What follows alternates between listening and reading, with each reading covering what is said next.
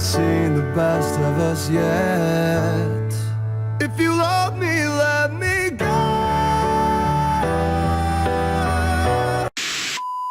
The roller coaster traces its origins to Russia, where wood-framed ice slides sent sledders down 70-foot-high slopes as early as the 16th century. These Russian mountains also became popular summertime attractions when wheeled carts rolled riders down large wooden ramps.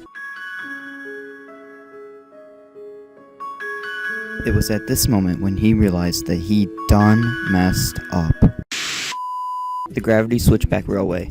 What is considered the first successful commercial roller coaster made its debut in 1884 at New York's famous Coney Island. Lamarcus A. Thompson constructed the first roller coaster, the primitive Gravity Switchback Railway. The ride was an instant success, drawing long lines of eager riders and yielding returns at an astounding $600 a day. The roller coaster consisted of two parallel wooden tracks, each descended in the opposite direction.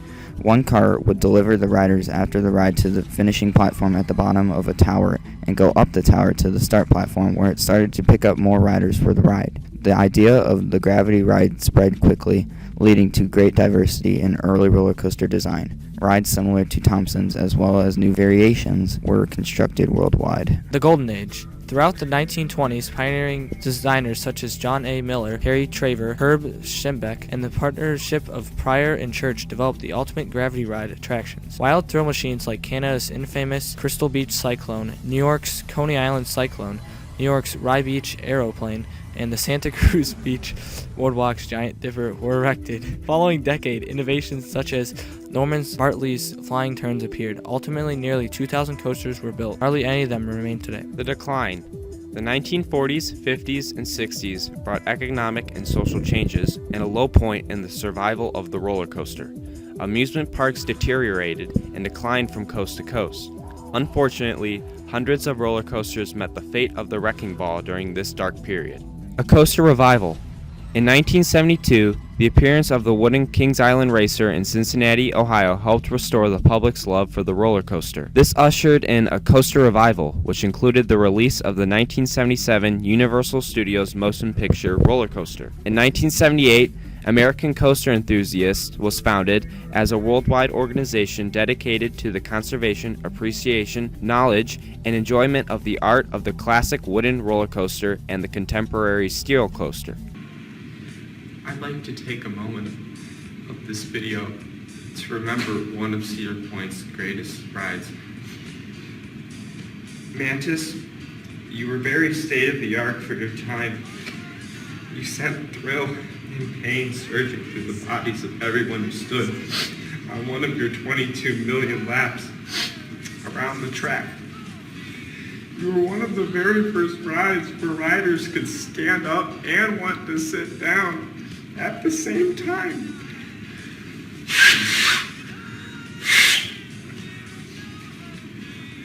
You sent riders around a massive 119-foot vertical loop and through other loops and bank turns of various angles, all of which caused terrible whiplash and a loss of blood flow to the legs. Mantis, when you debuted in 1996, you set a record for the tallest stand-up coaster at 145 feet, longest stand-up coaster at 3,900 feet, and the first roller coaster ever to cause infertility in some males. And your replacement? You, a roller coaster that is dependent on a floor, is replaced with a roller coaster that has no floor at all. SMH. Mantis, we love you. Thanks for being wonderful and your terrible ways. But for now, the Rougarou will ruin our thrill.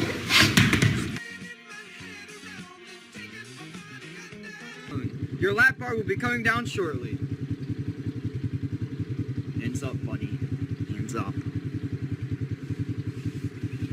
All right. Clear. They're good. Enjoy your ride. Anti-rollback device. A ratcheting mechanism used on a lift hill or section of a roller coaster that prevents the cars or trains from rolling backwards. This is a device that causes the familiar clicking sound on many lift hills. Bow aerodynamics For the boomerang inversion, which consists of 2 half vertical loops, each at 45-degree angles with half the inversion facing each other. Bends, the vertical wood beams on a wooden roller coaster structure. Camelback, a series of hills on a steel or wooden roller coasters where each preceding one is slightly smaller. Camelbacks produce negative G's or airtime. Fixed lap bar, a restraint on a coaster train that a rider sits under that locks in a designated position and does not adjust. Because of an increase in safety awareness, fixed lap bar restraints are being replaced by individual ratcheting lap bars. Giga coaster, a marketing term used by Cedar Point, a manufacturer Intamin, to describe a roller coaster that stands more than 300 feet tall. Millennium Force, a 310-foot tall, 92-mile-per-hour hypercoaster at Cedar Point is an example.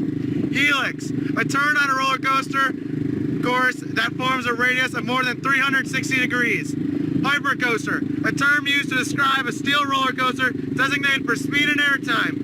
Hypercoaster have large drops for speed, have no inversions, and have plenty of camelbacks, bunny hops, or speed bumps for airtime. Negative G's. Negative G's generate airtime or the sensation of floating while on a roller coaster. Negative G's are usually found on a roller coaster at the top of a hill when the rider's body is accelerated upwards. Over-the-shoulder restraints, a device that goes over the rider's shoulders to restrain and protect them while riding a roller coaster.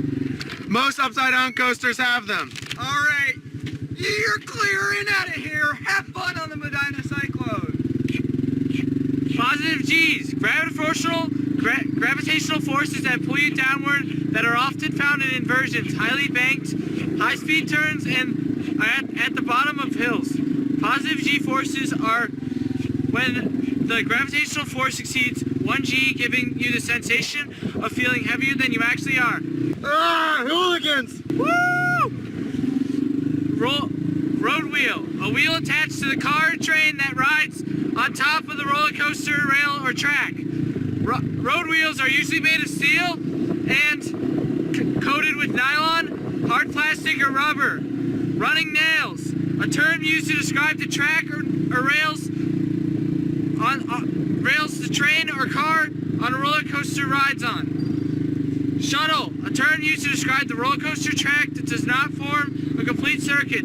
Instead, the train car is required to traverse the track in one direction and then reverse directions and return by repeating the course over again, going in the opposite directions. The Boomerang at Knott's Berry Farms and Superman Ultimate Escape Six Flags World's Adventure are examples of shuttle coasters. Side friction, a roller coaster designed with guide rails above and on the outside of the track or riding rails. The guide rails keep the train on or the car on the track without using the guide wheels or up stops. Or leaps to dips at the Lake Park Mud track is an example of a side friction roller coaster. Station brake, a device used to slow or stop a train as it approaches and enters the station. Wild mouse, a term used to describe the type of roller coaster with a sharp turn that are not banked in quickly steep drops. Wild mouse coasters typically run with two or four passenger cars as opposed to trains. Woo! Welcome back. How was your ride? Woo! All right, just get the lap bar off. A new millennium. In 2003, Cedar Point opened Top Thrill Dragster, which uses hydraulics to blast trains from 0 to 120 miles per hour in just seconds, up to a height of 420 feet.